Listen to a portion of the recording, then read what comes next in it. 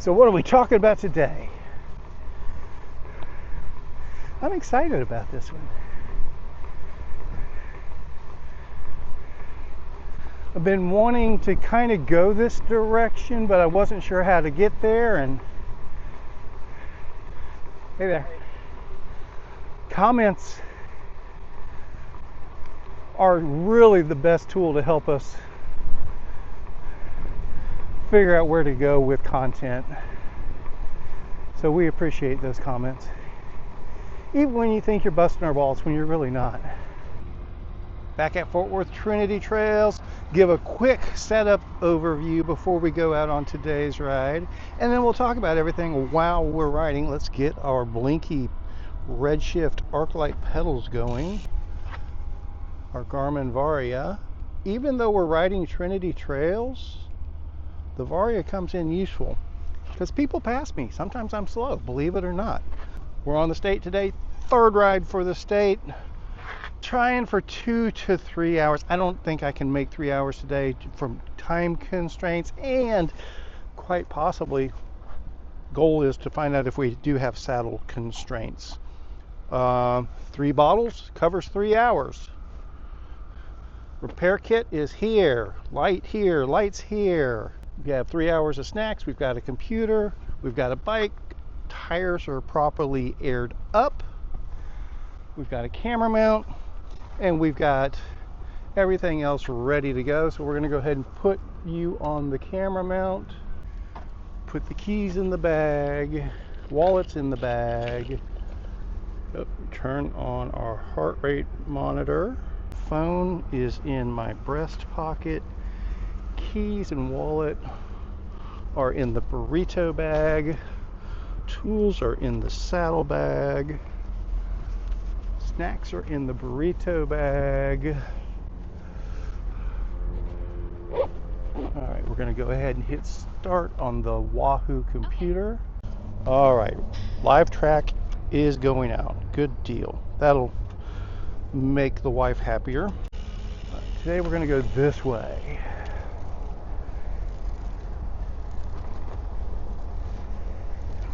What is that noise? Oh, okay. I was concerned about that. There we go. So I'm trying out a down tube mounted water bottle, and it cleared the chain ring with no water bottle in it. With the water bottle in it, it just does rub a touch, and we're going to be okay with that because it is a plastic cage and it's just rubbing slight enough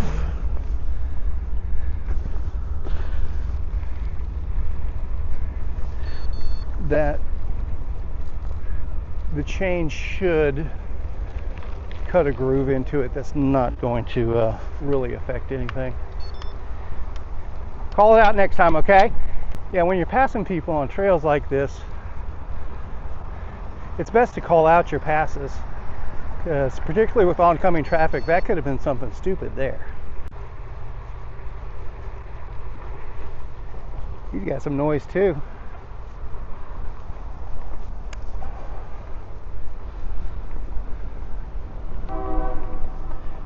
So today's plan,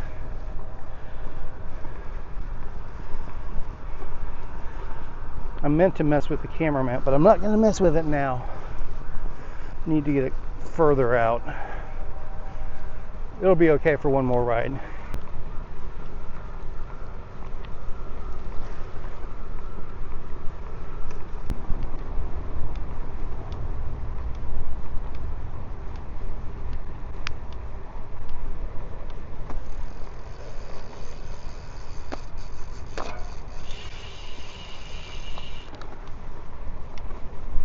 Coming left.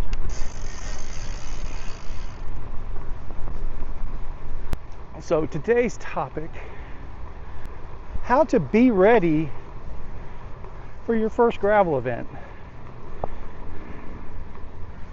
And not first gravel ride, not first time on gravel, first gravel event.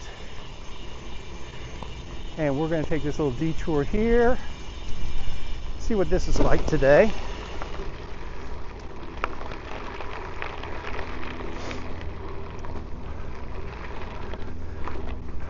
So I'm thinking you got here one of three ways, most likely. A,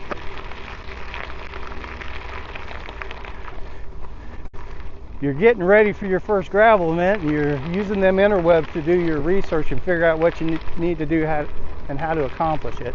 I applaud you if that's the case. Two, you're thinking about doing your first gravel event and somebody you know suggested this video to you. I applaud them for that, and then I applaud you for that, for actually following the link. Thank you. And then finally, this might be the most important one. That YouTube algorithm pointed you this direction somehow or another. And I don't know much about maths and algorithms and stuff like that, but I do know that thing's getting kind of smart these days. So if the algorithm pointed you towards us, I bet there's something in here, whether you like it or not. The Google and the AI feels there's something in here that might be useful to you. We're definitely going to be talking about things that are appropriate for beginner riders, but I'm going to broad stroke it and say newer riders, because here's the nuts and the bolts of it. And this is not dismissive, this is not gatekeeping, this is not derogatory, this is reality.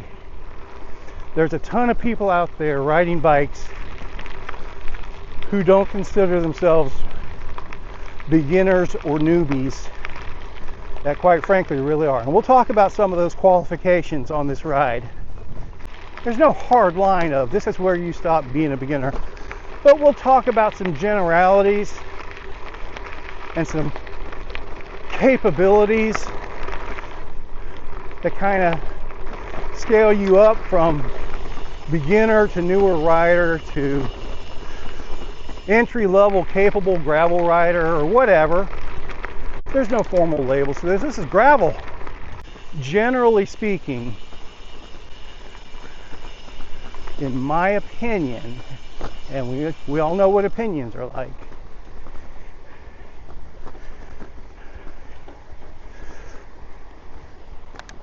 generally speaking, I do not condone the concept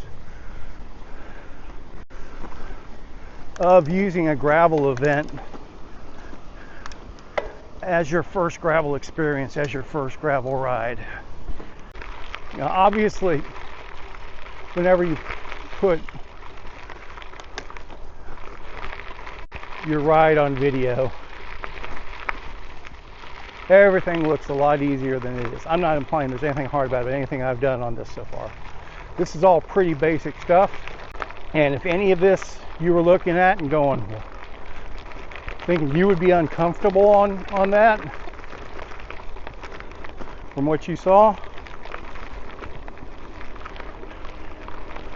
I think you need to tune into this video and pick up some of the stuff that we're talking about.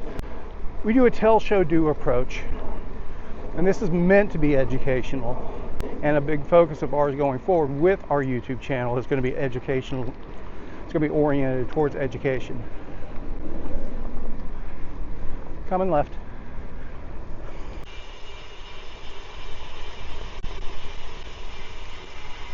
Rider back. Thank you.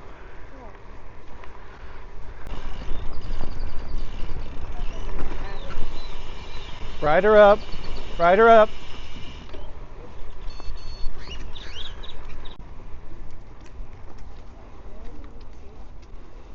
Hello.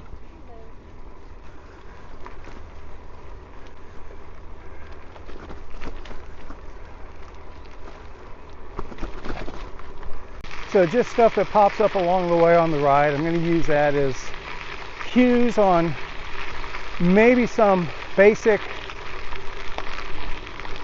awareness lessons for newer riders and things to be cognizant of before you go out and do your first gravel event. I'm not trying to dissuade you from signing up for your first gravel event. The point is to make sure everyone understands what's really involved. And some of the stuff, again, it's my opinion, it's the way I look at things, but a lot of it really applies to big chunks of the gravel ethos, history, etiquette. None of them are the right word, but just kind of, this is how things are, where they are, and obviously I can talk specifically to spinistry stuff, and that's one of my, I say it every video, one of my favorite things about gravel is that every event is unique. Whatever a promoter wants to do, whatever they want to put on, whatever makes sense for them and their audience, that's what they can do. Drink minder went off. First drink. I have my computer set to tell me every 20 minutes. That's what works for me. I'm not telling you that's what should work for you. We'll go more in depth in another video on hydration. Which brings up our first. You might be a beginner if, and I'm doing this in jest, please don't get butt hurt. You might be a beginner if you have no idea how much fluid you need personally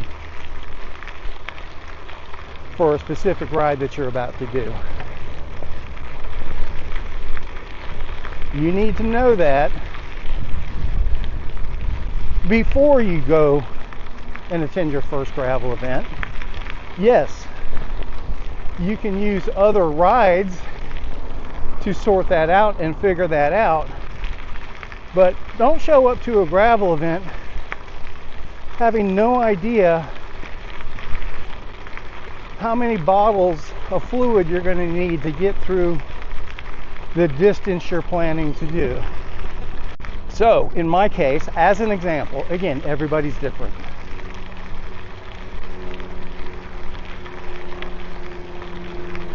Unless it's super hot, super high altitude, or I am putting forth a super effort for whatever reason, which typically is not my style these days, but it could happen.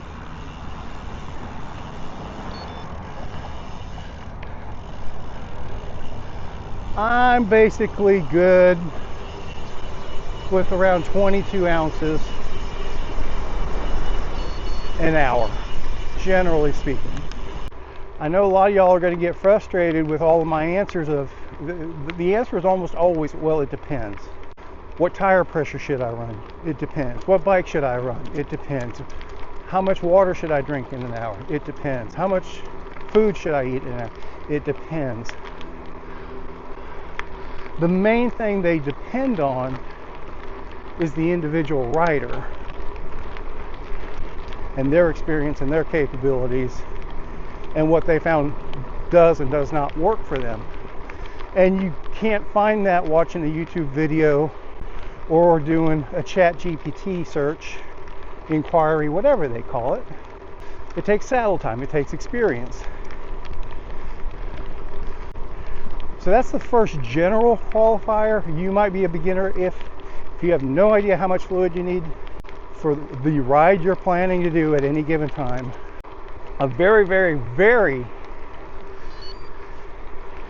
general rule of thumb, and everybody is different.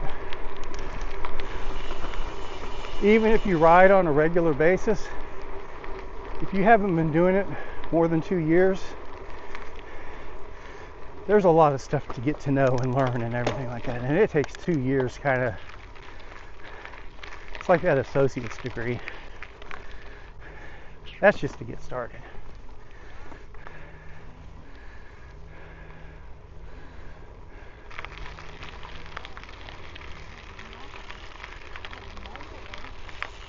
Rider back. Coming left. You're welcome. It takes a couple years to start to know what you don't know. Like I said, everybody's in a hurry to not be a beginner anymore. We all learn something every day. Well, there's the wind.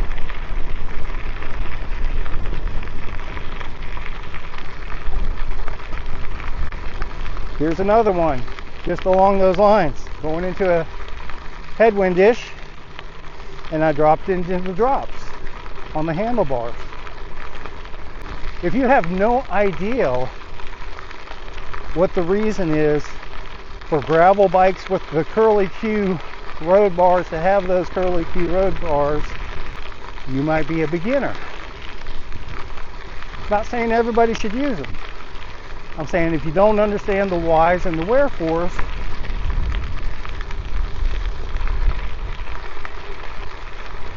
you need to up the experience level before you show up for your first gravel event, in my opinion. Basically, even when you're old, fat, and slow like me and you hit a headwind, going into that drop bar position makes you tremendously more aerodynamically efficient. At its core, gravel is endurance riding. And people don't start out as endurance riders. You evolve into an endurance rider. So your first gravel event, if that's the first time you're riding gravel, it's like jumping into the deep end when you don't know how to swim and the first time you go swimming. Yeah, some people flail a bit and naturally dog paddle and keep their head above water and don't panic. Other people need a lifeguard to fish them out. You need some swimming lessons before you swim in the deep end. You need some gravel riding lessons before you do your first gravel event. Most gravel events are structured to care for that endurance audience. They're not structured to care for beginners. They may offer something labeled as a beginner ride, but it's usually just a shorter distance. Again, endurance riding is the heart of gravel, it's the root of gravel. There may be a 25 or a 30 or a 35 mile option that's labeled as a beginner option, but that's more from a fitness and endurance perspective, not a knowledge and skills perspective. The worst piece of advice you can ever get is to throw out the random question to a group of cyclists who know nothing about you or your skill set or your experience of, well, what's the best bike? What's the best gravel bike? What's the best bike for this event? Because 98.7% of those people are going to just reinforce their own purchases and say, well, I've got this bike, it's the best bike in the world, it's exactly what you're looking for. So I am always and forever, particularly at the newer rider level, a huge proponent of finding the bike shop you want to work with more so than a specific bike. If you find the right bike shop and build a relationship with them, they'll get to know you, your preferences, your capabilities, your lack of capabilities, your budget, what your priorities are. That's probably the biggest thing. Once you get into bike shop level bikes, and again, we're going to generalize, I'm going to say $2,000 just to give a very, very, very rough line. This is not hard and fast, because the bike I'm on right now, we'll talk about that more later, it's much less than $2,000. If you get a shop level brand name gravel bike, $2,000 and up, it's going to be a perfectly capable bike. I am most assuredly in rebuilding mode. I am not trained up at this point. So I have to build up my capabilities over time and ride within my current capabilities and start stretching that. And key to that, there's other ways to approach it, but the most simple approach, but again, the numbers used, it depends tremendously from person to person.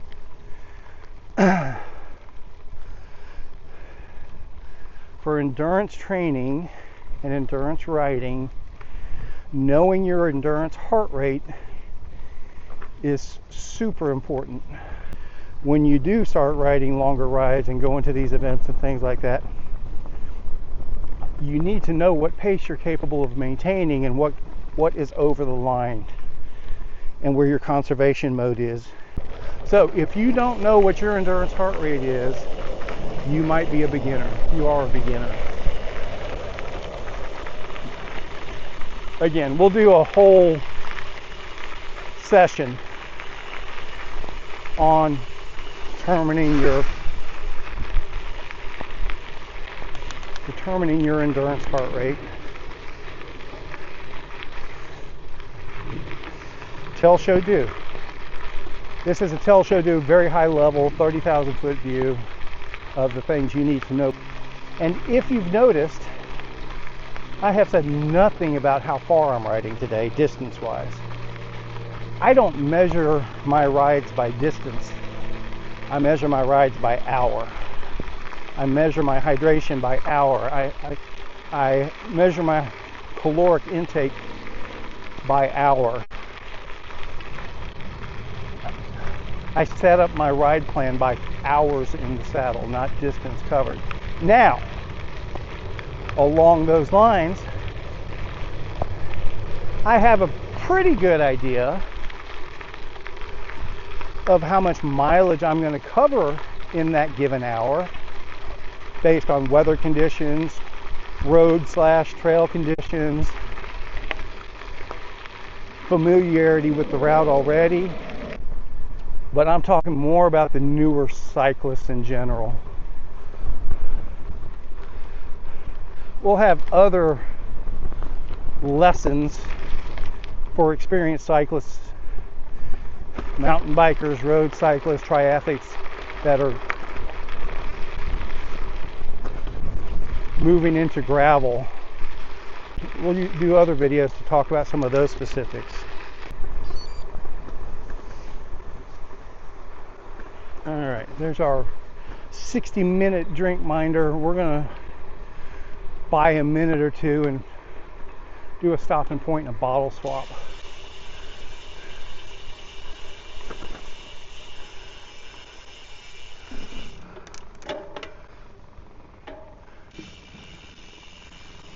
It's not miserably warm, but it is assuredly warm.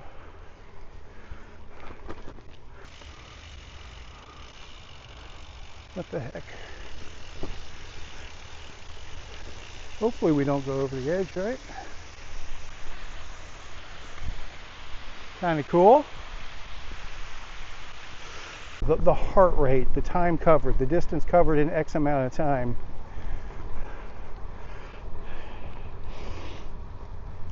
Those are all reasons that a true bike computer, in my opinion, is pretty important. You can do anything for an hour, 90 minutes, and you can get by with a phone or no app or whatever else, because you're not going to be burning too many matches. You're not going to be dipping into those endurance wells where you have to manage them.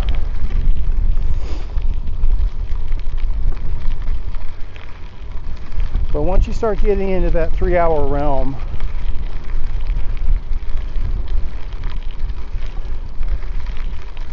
that display comes in really, really useful.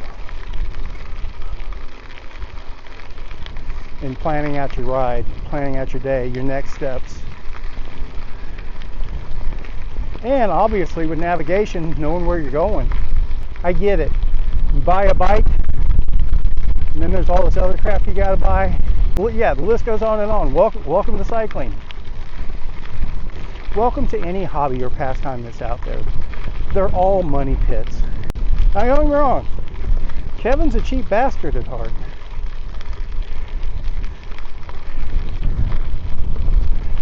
I spend an inordinate amount of time trying to put together the best deals on stuff I possibly can. And sometimes I pass those deals on to you. And yeah, hey, here we go. Here's a good time to talk about this bike.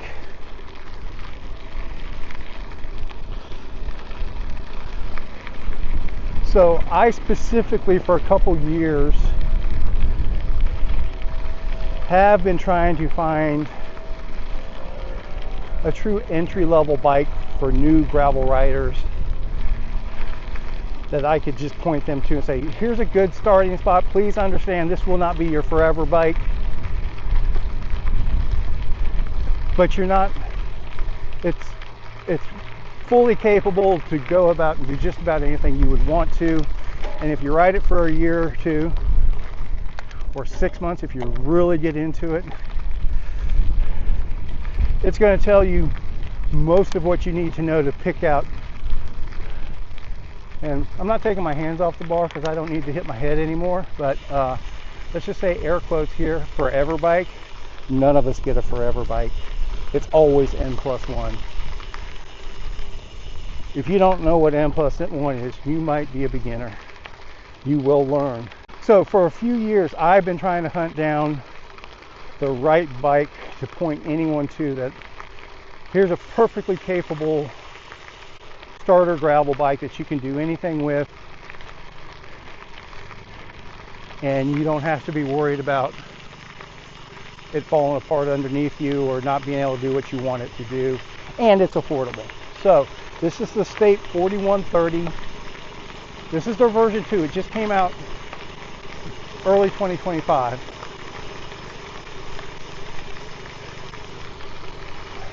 It's a steel gravel bike. It's a $1,000 bike.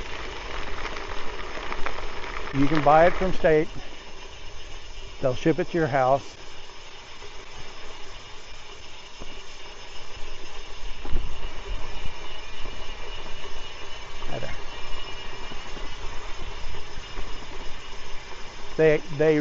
They do recommend having it professionally assembled, and I concur with that. Not that it's a particularly difficult thing to do.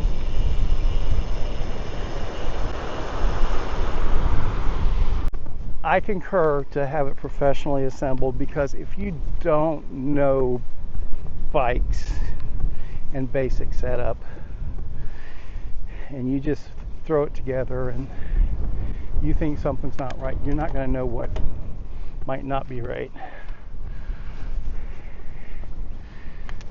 And that really goes into the fit side of things. Just having the bars angled in the wrong position, just a little bit, can make a huge difference. $1,000 bike, steel.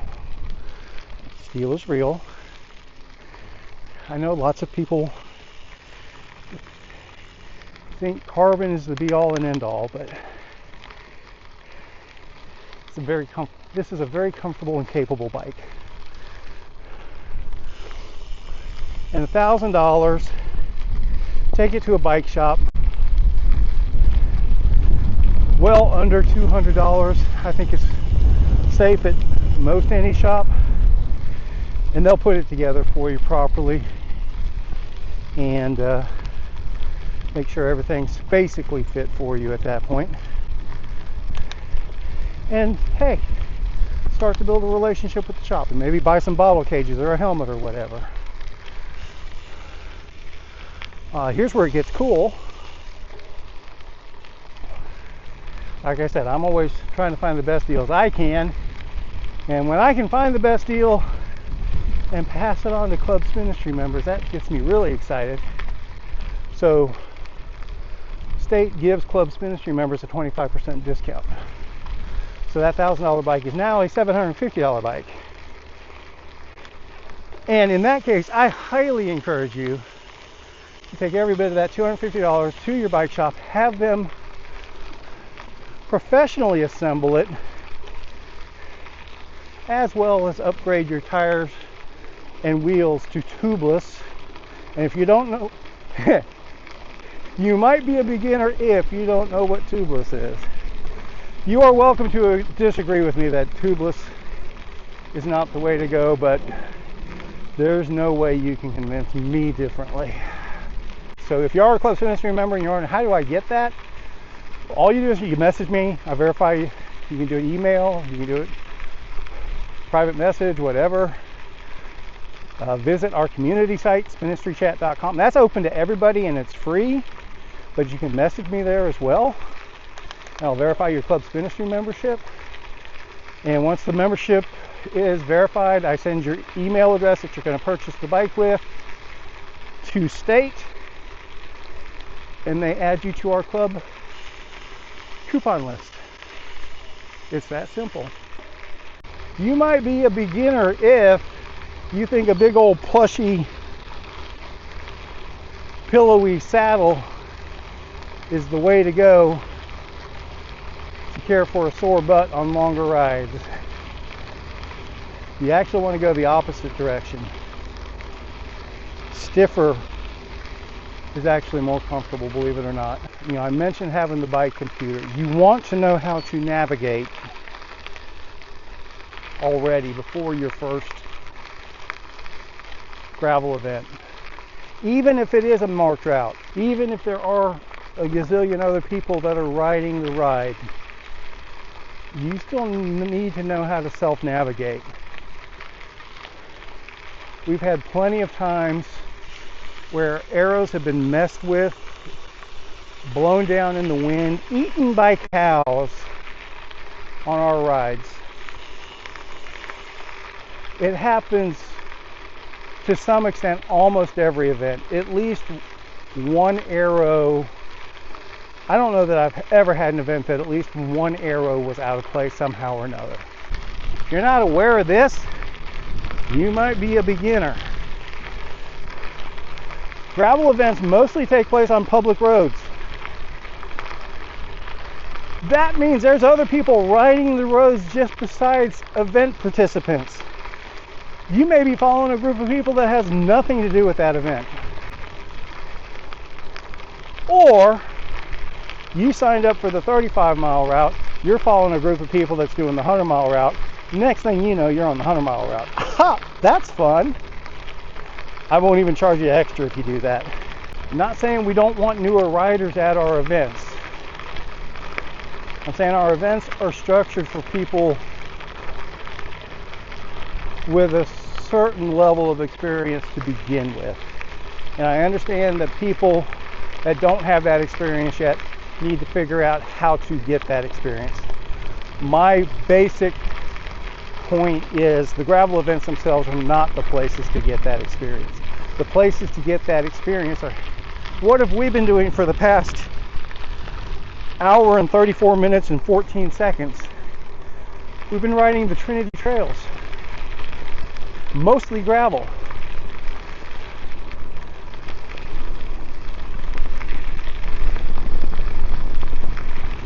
And all along the way, we keep seeing other people too. So if something sketch does happen,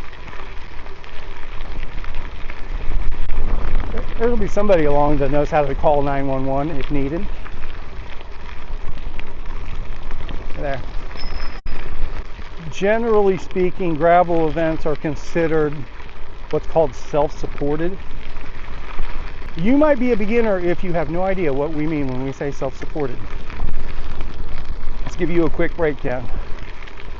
Generally speaking, gravel events are intended for people that if their bike breaks down are able to fix their bike in the middle of nowhere.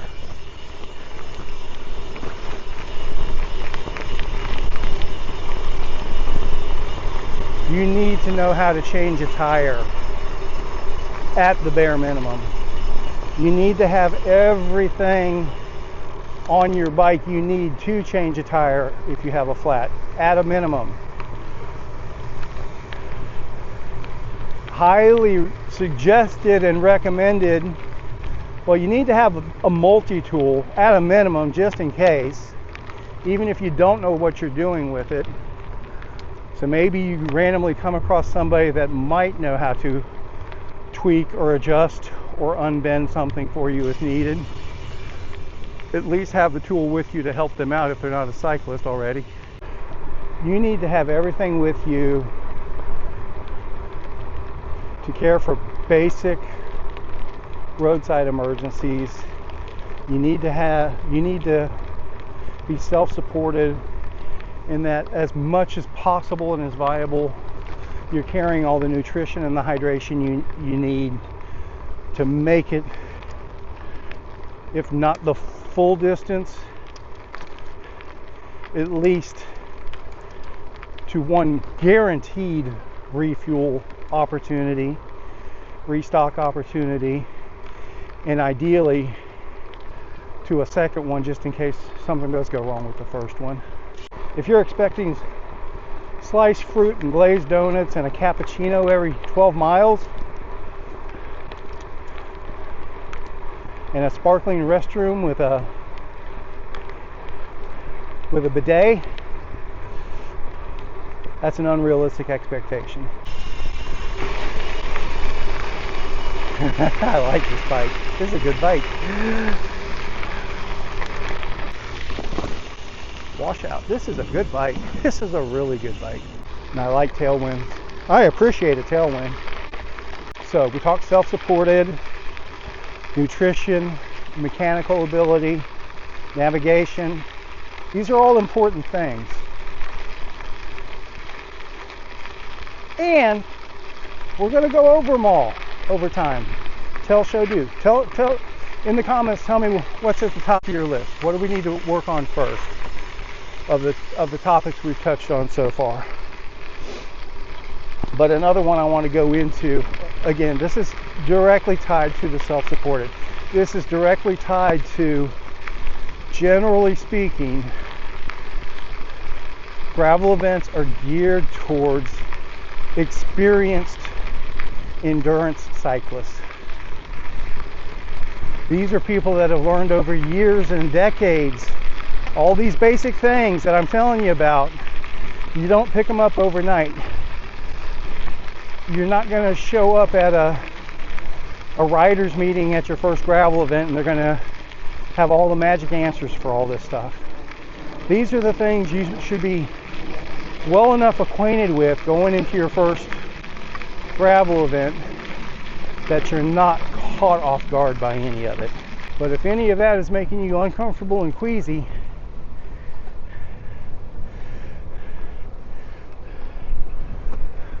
you may not be ready for your first gravel event. That's all I can say. Happy to help you get ready for it though. Let's see if it gives me there we go.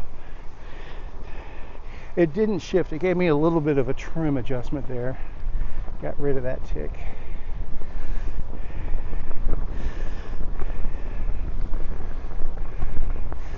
And if you don't know what I'm talking about, trim adjustment, you might be a beginner. Again, we'll get there. Please throw your questions in the comments. Tell me where I'm wrong. Tell me what you need to know more about. It's the comments from the videos that are going to drive the content for the videos down the road. And I can't give you all the answers in one video. But I promise you this, I'll do my damnedest to answer every question you have. All right, so this is my third ride on this state all road. And I bought it with my own money with the Clubs Ministry discount because I wanted to check it out myself before I started suggesting it to people. Again, with the qualifier, solid entry-level bike. If you're wanting to get to know gravel, this is a good, fantastic way to get started. Even at the full $1,000 price, this is a great bike. Links in the description to State Bicycles 4130. Check it out there. That is an affiliate link. We get a little bit of, tiny bit of scratch if you buy from our link. It's not a requirement. I'm happy they're just giving our members the discount. That's all the benefit I need. Also, we'll have a link in there in the description for our Ministry Chat community. It is free. You don't have to be a Club Ministry member to utilize that, but you do get access to some of the Club Ministry perks, not the state bicycle discount. You have to be an actual member for that.